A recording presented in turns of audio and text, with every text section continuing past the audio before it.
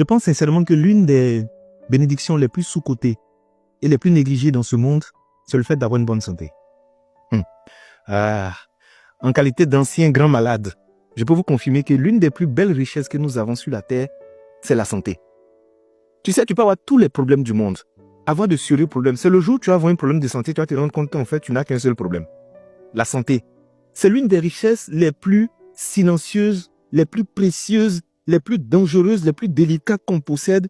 Mais malheureusement, les hommes négligent ça. Je ne dis pas qu'on n'a pas de problème. Effectivement, on a des problèmes.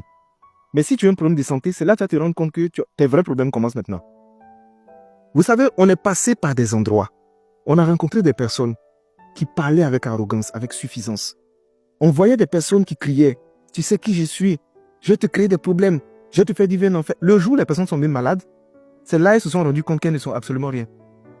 Je vous dis, le fait d'ouvrir ses yeux le matin et d'être en bonne santé, d'être capable de vaquer à ses occupations, de donner des commandes à son corps et puis son corps l'exécute sans qu'il y ait des blocages, c'est l'une des plus grandes bénédictions au monde. C'est pourquoi je dis quelqu'un qui a la santé ne peut pas dire que cette personne est pauvre. Elle doit juste se dire, je n'ai pas encore eu l'argent, mais la richesse seulement je l'ai en moi. Je veux vraiment, en parlant de cette vidéo, dans cette vidéo, donner un message d'espoir à toutes les personnes qui sont malades, qui ne croient même plus en leur guérison. Vous savez, tout le monde peut guérir. Moi, je faisais 27 kilos.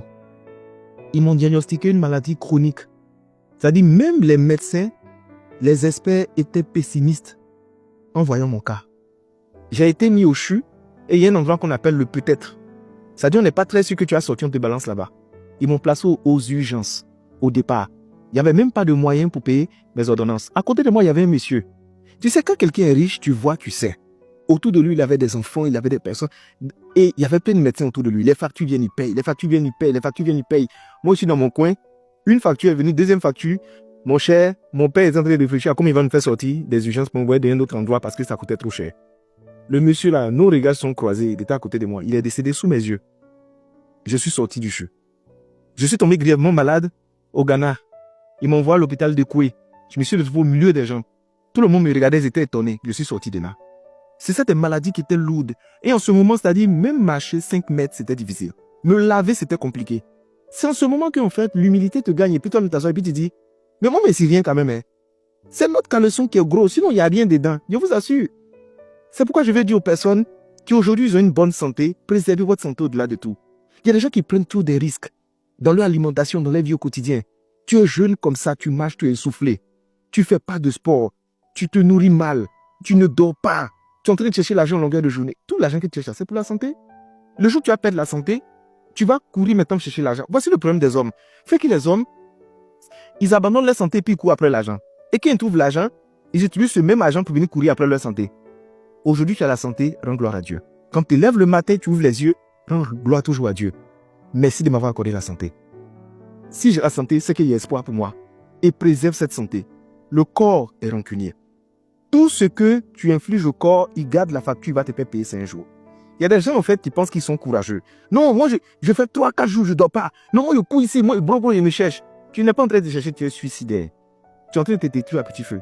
Il y a des moments, qu'est-ce que je fais? J'éteins mon téléphone, j'éteins mon ordinateur, je coupe tout, je me couche et je dors. Mes problèmes, c'est de reposer un peu. Quand je vais me réveiller, je vais les récupérer. Mais si je dois me reposer, je me repose. Chercher l'argent, c'est bon. Augmenter ses chiffres, c'est bon. Mais la santé, ne joue pas avec. Votre programme de sport, ça doit être quelque chose d'indiscutable. Chaque semaine, 2 ou 3 fois, vous devez faire du sport. Vous devez marcher. Du matin au soir, tu es assis dans la voiture. Tu manges gras, tu manges sucré, tu manges salé. Quand tu écrases même le cuve comme ça, là même, là, tu souris comme ça, tu es content. Tu mélanges les alimentations qui sont bizarres. Il n'y a même pas de choses qui sont caloriques. Et plutôt, tout est calorique et tout est transformé. Fais attention à ta santé.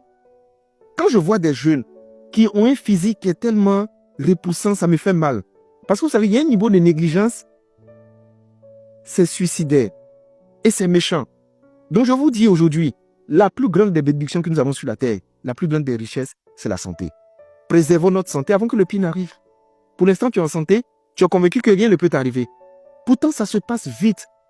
Il y a des gens qui étaient agiles, qui couraient partout. Et puis, en une fraction de seconde, ils sont devenus dépendants des gens. Il ne peut même plus aller aux toilettes faire ses besoins seul. Il a besoin des gens. À mon tour, je me rappelle, on me prenait combien d'enfants? Combien de bébés? On m'envoie dans la douche. Ah, je m'assois par terre. L'homme n'est rien. L'homme n'est rien d'air. Et je monte sur la balance 27 kilos. T'as dit, je suis anémié, je suis devenu blanc. On voit mes veines comme ça.